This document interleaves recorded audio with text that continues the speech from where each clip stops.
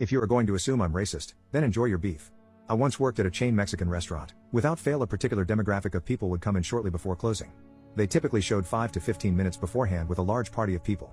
These people were entitled, rude, stuck around long after close and tipped poorly, if at all. It was notorious among the closing staff. Now, I never cared what you looked like or made any assumptions about my guests. Some of my favorite guests were used to being treated poorly for how they looked and usually ended up being the best tippers after getting friendly service that they weren't accustomed to.